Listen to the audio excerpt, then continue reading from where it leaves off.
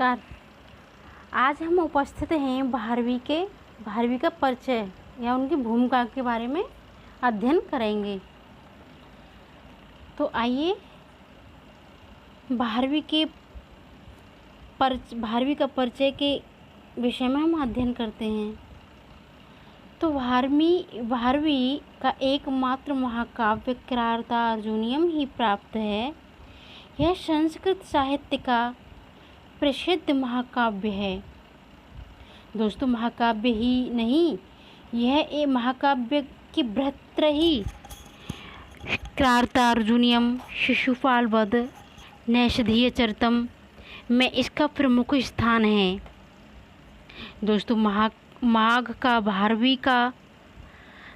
पर भारवी का स्पष्ट प्रभाव लक्षित होता है। इससे यह ज्ञात होता है कि भारवी का काल माघ से पूर्व का है। दोस्तों, बाण ने अपने ग्रंथों में भारवी का कहीं उल्लेख नहीं किया है। इससे यह प्रतीत होता है कि वाण के समय तक भारवी को शायद प्रसिद्धि नहीं मिली थी। दोस्तों, एहोल के 634 ईस्वी के शिलालेख में भारवी का नाम मिलता है। इससे यह प्रतीत होता है कि 634 ईस्वी से पूर्व तक भारवी प्रसिद्ध हो चुके थे। अवंती सुंदरी कथा के आधार पर भारवी दक्षिण भारत के रहने वाले थे और पुलकेशन द्वितीय, जिनका शासनकाल 615 के आसपास था। दोस्तों, जो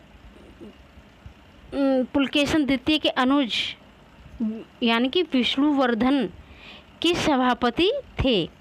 अतः भारवी का समय भी 600 के आसपास होना चाहिए। दोस्तों, तो भारवी का समय 600 ईसा पूर्व ही 6ठी शताब्दी का उत्तरार्ध माना जाता है। तो आगे देखते हैं। किराता अर्जुनीयम में 18 सर्ग हैं। तो कितने हैं और इन्हें बृहत्तरही के नाम से जाना था। जैसे किराता अर्जुनीयम में दोस्तों शिशुपाल वधम, नैषधीय चरितम। किराता अर्जुनीयम में 18 सर्ग हैं और किराता अर्जुनीयम कितने श्लोक हैं? 1030 या फिर 1000, कुछ विद्वान इसे 1040 या 1030 मानते हैं। और शिशुपाल वधम में कितने सर्ग हैं? 20। नैषधीय चरितम में 22। तो किरातार्जुनीयम में 18 सर्ग है। कथानक अत्य अल्प ही है, परंतु भारवी की कल्पना व प्रतिभा से विस्तृत हो गया है। पांडव द्रौपदी सहित वनवास की अवधि पूर्ण कर रहे थे। तो दोस्तों, वनेचर उन्हें दुर्योधन की राज्य स्थिति का यथा तथ्य पता देता है। वनेचर के लिए युधिष्ठिर दुर्योधन का समाचार जानने के लिए उसने हस्तिनापुर भेजते हैं। दोस्तों, अर्जुन की तपस्या से प्रसन्न होकर शिव किरात का रूप धारण कर उपस्थित होते हैं एवं उसकी योग्यता से प्रसन्न होकर, तो किसकी योग्यता से प्रसन्न होकर? अर्जुन की तपस्या से प्रसन्न होकर शिव प्रसन्न होकर उसे पाशुपत अस्त्र प्रदान करते हैं। क्या करते हैं? पाशुपत अस्त्र प्रदान करते हैं। किरातार्जुनीयम महाकाव्य के समस्त गुणों से युक्त है। किरातार्जुनीयम महाकाव्य के समस्त गुणों से युक्त है। वीर रस इसका मुख्य रस है। दोस्तों, किरातार्जुनीयम का मुख्य रस वीर है एवं श्रृंगार व शांत गौण रस है। श्रृंगार और शांत इसके गौण रस हैं। और भोला शंकर व्यास का कथन है कि भारवी का अर्थ कालिदास के अर्थ की तरह अपने आप सूखी लकड़ी की तरह प्रदीप्त नहीं हो उठता। कालिदास की कविता में द्रक्षा पाक है, जबकि भारवी के काव्य में नारियल पाक है, जहाँ नारियल को तोड़ने के बाद ही उसका रस हाथ लगता है।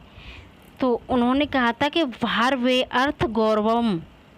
इन्होंने सीमित शब्दों में विपुल अर्थ समाविष्ट कर दिया है, जैसे हितम मनोहारी च द्रोवलम वच। उनकी रचना में सुंदर लोक शिक्षण परक नीति वाक्यों की भरमार है।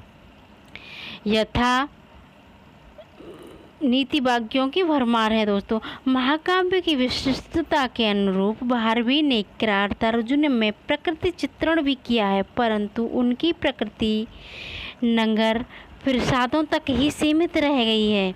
उन्होंने अपने प्रकृति चित्रण को अलंकारों दुरूह कल्पनाओं द्वारा अस्वाभाविक बना दिया है। संस्कृत साहित्य में दोस्तों किरातार्जुनीयम के समक्ष दूसरा ओज काव्य नहीं मिलता। अर्जुन की तपस्या, सुरांगना विहार एवं किरातार्जुनीयम युद्ध प्रसंग में कवि की अद्भुत वर्णन शक्ति का परिचय मिलता है। दोस्तों भारवी का भाषा पर पूर्ण अधिकार है। भारवी का भाषा पर पूर्ण अधिकार था। भाषा को भावानुकूल अभिव्यक्ति देने में भारवी पूर्ण निपुण हैं। वर्णन करने में कवि का अत्यंत दक्ष हैं। चतुर्थ सर्ग में शरद ऋतु जैसा स्वाभाविक एवं इन्होंने बहुत ही सरल वर्णन देखने को मिलता है, वैसा हमें कहीं अन्यत्र दुर्लभ है। चरित्र चित्रण में कवि को अनुपम सफलता मिली है। दोस्तों इनको चरित्र चित्रण में अनुपम सफलता मिली है। और भारवी को आत्मपत्र भारवी की उपाधि मिली थी। अर्थालंकारों में अर्थांतरन्यास कवि का प्रिय अलंकार है। और 15वें सर्ग में चित्रालंकारों का की भरमार है। ठीक है, तो दोस्तों इनके बारे में थोड़ा भारवी की इनका परिचय देते हैं। इनके पिता श्रीधर थे। भारवी के पिता कौन थे? श्रीधर। और अवंती सुंदरी कथा के अनुसार दोस्तों इनके पिता को नारायण स्वामी के नाम से जाना जाता था। इनकी माता कौन थी? सुशीला। कौन थी इनकी माता? सुशीला। दोस्तों इनकी माता सुशीला थी। और पत्नी रस्कवती।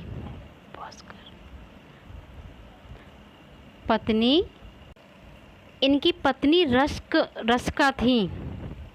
भारवी की पत्नी दोस्तों भारवी की पत्नी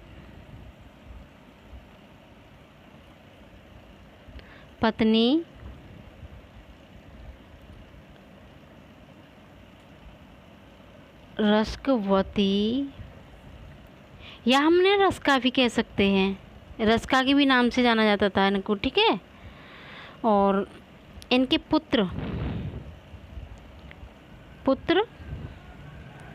पुत्र थे इनके मनोरथ। भारवी के पुत्र कौन थे? मनोरथ। कौन थे भारवी के पुत्र? कौन थे दोस्तों? मनोरथ। दोस्तों इनका मूल नाम क्या था? भारवी का मूल नाम क्या था? मूल नाम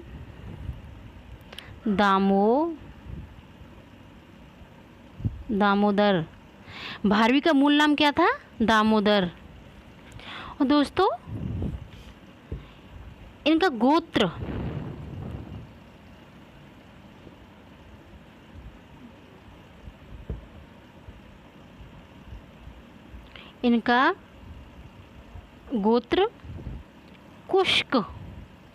कुशिक।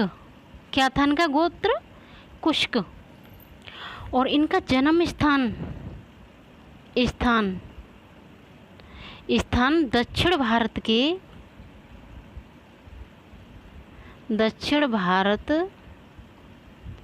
के नासिक प्रदेश के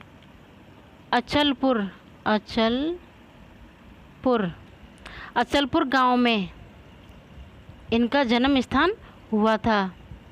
और दोस्तों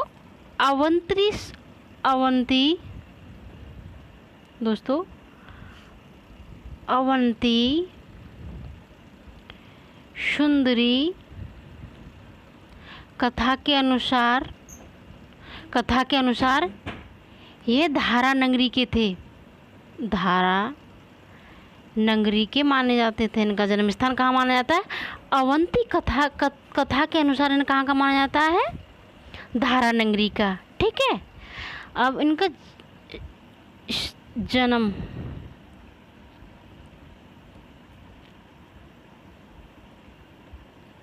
भारवी का जन्म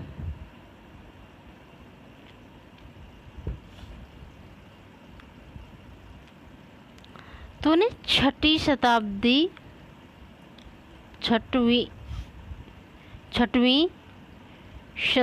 का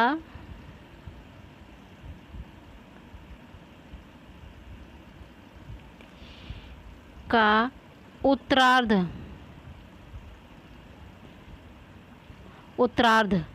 छठवीं शताब्दी का उत्तरार्ध का माना जाता है।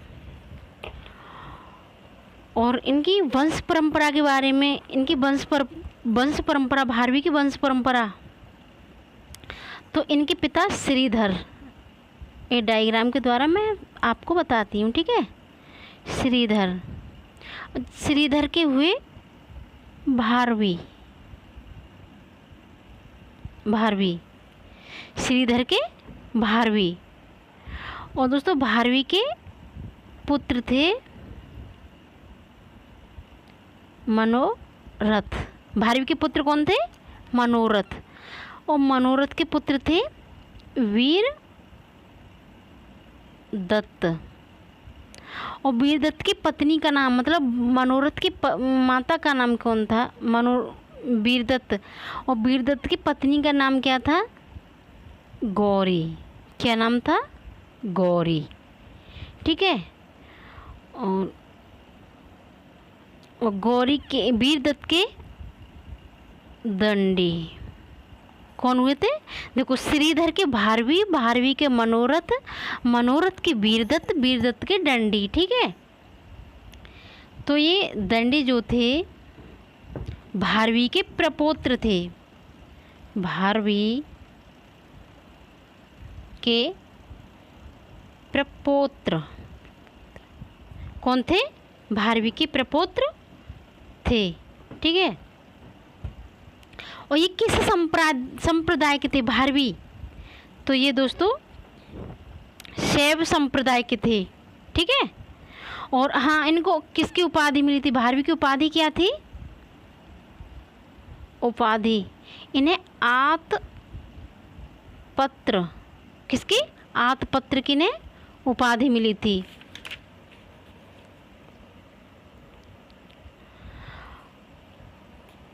और ऐसे भी पूछा जाता कि भारवी के पितामह कौन थे? तो इनके भारवी के पितामह दंडी थे, दंडी। ठीक, आगे देखते हैं। अच्छा, भारवी किसके लिए प्रसिद्ध थे? भारवी दोस्तों भारवी अर्थ गौरव के लिए किसके लिए प्रसिद्ध थे? भारवी अर्थ गौरव के लिए प्रसिद्ध थे। और मल्लिनाथ ने किरातार्जुनी पर कौन सी टीका लिखी? तो मल्लिनाथ ने घंटापथ, जो बहुत ही प्रसिद्ध टीका है, एक घंटापथ। मल्लिनाथ ने कौन सी टीका लिखी थी? किरातार्जुनीयम पर घंटापथ लिखी थी। ये बहुत प्रसिद्ध टीका थी इनकी, मल्लिनाथ की। ठीक है, और भारवी के किरातार्जुनीयम को लक्ष्मीयंत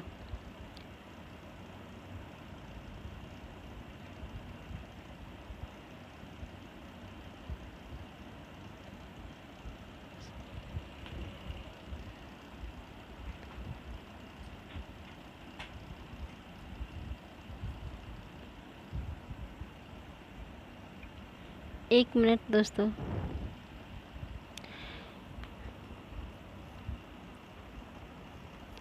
भारवी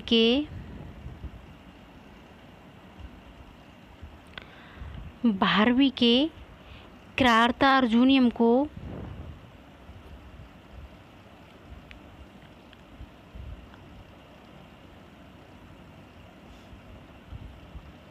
नियम को किसके नाम से जानते हैं? इसे लक्ष्मीयंत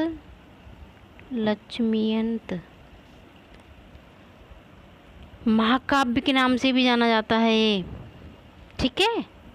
और शिशुपाल वधम श्रीयंत, क्योंकि यह एक लक्ष्मी पदांत महाकाव्य के नाम से भी इनको जाना जाता है। और भारवी के कितने, इसमें सरक कितने हैं? क्रार्ता अर्जुनियम में कितने सरग हैं मैं पहले भी बता चुकी हूँ, ठीक है मित्रों। इसमें 18 सरग हैं। और रस कौन सा है इसमें?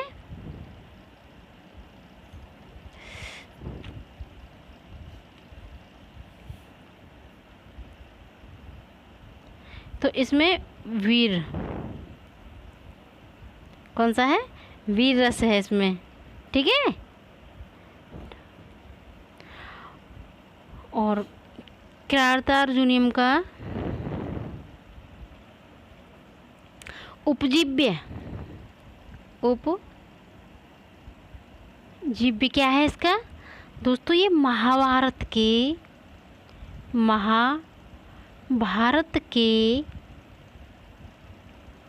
वन पर्व, कहाँ से? वन पर्व से लिया गया है। कहाँ से लिया गया है? ये महाभारत के वन पर्व से लिया गया है। और महाभारत के वन पर्व से पहले जैसे करते थे, ठीक है। और इसके क्रार्ता अर्जुनियम के 15वें सर्ग पर, इसके 15वें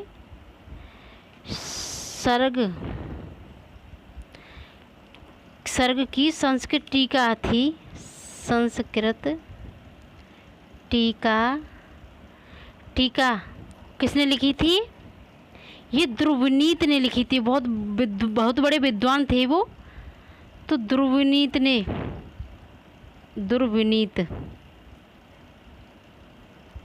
किसने लिखी थी? ध्रुवनीत ने। इनके 15वें सर्ग पर ध्रुवनीत ने टीका लिखी थी। और दोस्तों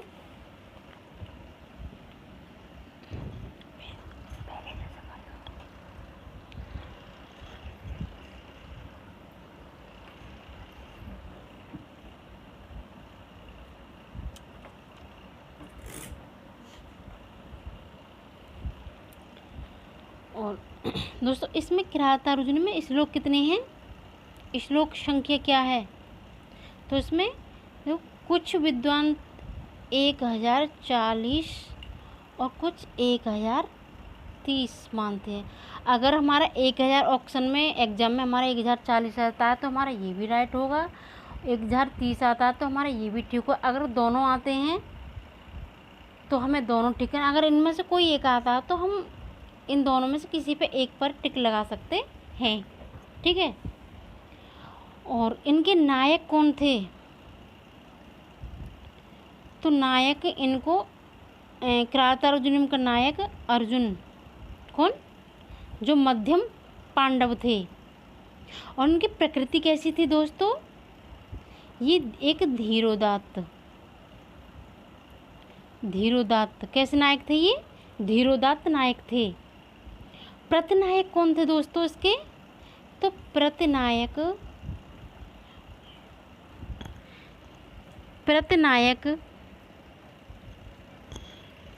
दोस्तों प्रतिनायक थे किरात वेशधारी शिव। किरात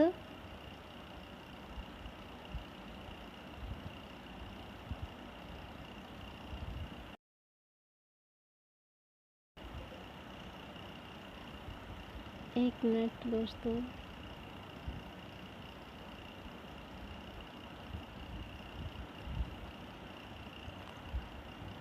किरात वेशधारी शिव। प्रतिनायक थे किरात वेशधारी शिव।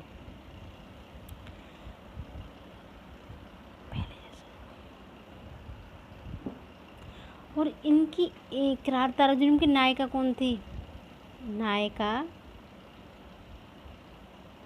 द्रौपदी। कौन थी? द्रौपदी।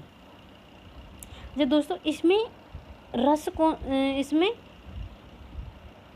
गौण रस कौन सा है? तो इसमें गौण रस, इसका गौण रस कौन सा है?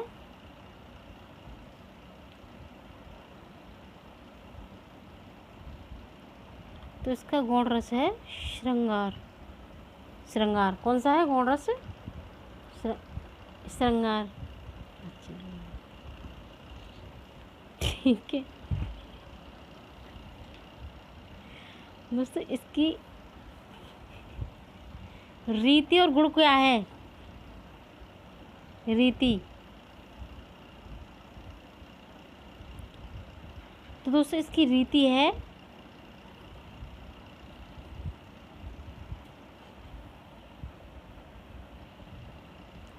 पांचाली।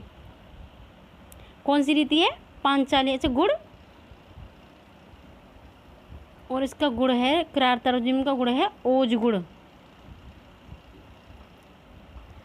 ओज गुण, ठीक है। और किरार ताराजुर्म की प्रथम सर्ग में रीति कौन सी है दोस्तों? तो प्रथम सर्ग में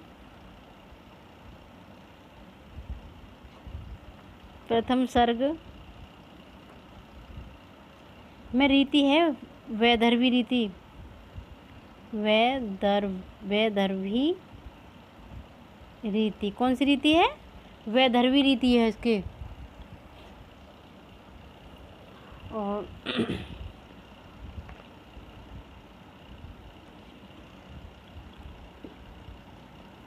और भारवी के काव्य को आप जानते होंगे, मैंने बता भी दिया है। भारवी के काव्य को या महाकाव्य को दोस्तों लक्ष्मी पदांक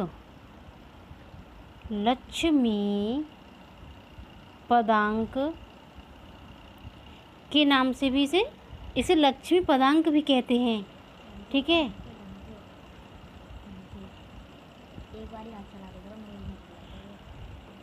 और इसके प्रथम सर्ग में कितने श्लोक हैं? प्रथम सर्ग तो 46 यानी कि 46 श्लोक हैं। और किरार ताराजुर्म के प्रथम सर्ग में छंद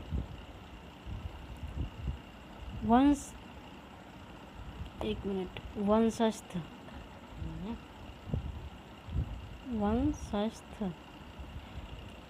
तो दोस्तों 144 तक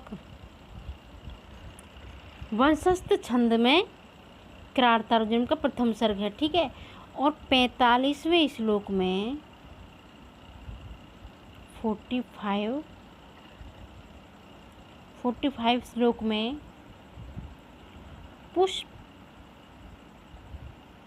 पुष्पिताग्रा, कौन सा? पुष्पिताग्रा छंद है। 45वें श्लोक में कई बार एग्जाम में पूछा गया है कि किरार ताराजुर्म के 45वें श्लोक में कौन सा छंद है? तो पुष्पिताग्रा कौन सा छंद है दोस्तों? पुष्पिताग्रा। और इसके 46वें यानी 46 के श्लोक में, यानी कि अंतिम प्रश्न ऐसे भी आ सकता है कि किरार ताराजुर्म के प्रथम सर्ग में अंतिम श्लोक में कौन सा छंद है? तो ये मालिनी छंद। कौन सा छंद है? मालिनी छंद। और दोस्तों भारवी किसके लिए प्रसिद्ध हैं? तो ये अर्थ गौरव के लिए। किसके लिए? अर्थ गौरव के लिए। किसके लिए प्रसिद्ध है भारवी? अर्थ गौरव के लिए, ठीक है। तो दोस्तों आज के लिए ही इतना। धन्यवाद। शुभ रात्रि। फिर उपस्थित होंगे हम एक कल नई वीडियो के साथ।